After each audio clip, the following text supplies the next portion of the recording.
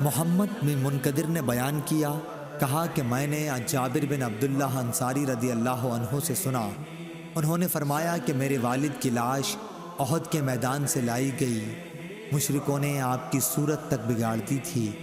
نعش رسول اللہ صلی اللہ علیہ وسلم کے سامنے رکھی گئی، اوپر سے ایک کپڑا ڈھکا ہوا تھا۔ میں نے چاہا کہ کپڑے کو ہٹاؤں، لیکن میری قوم نے مجھے روکا۔ پھر دوبارہ کپڑا ہٹانے کی کوشش کی، اس مرتبہ بھی میری قوم نے مجھ کو روک دیا۔ اس کے بعد رسول اللہ صلی اللہ علیہ وسلم کے حکم سے جنازہ اٹھایا گیا۔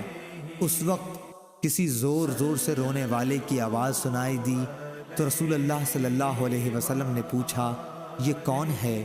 لوگوں نے کہا کہ یہ عمرو کی بیٹی، یا کہا کہ عمرو کی بہن ہے۔ نام میں سفیان کو شک ہوا تھا۔ آپ صلی اللہ علیہ وسلم نے فرمایا کہ روتی کیوں ہیں؟ یہ نہیں کہ ملائکہ برابر اپنے پروں کا سایہ کیے رہے ہیں جب تک اس کا جنازہ اٹھایا گیا۔ صحیح بخاری حدیث نمبر 1293۔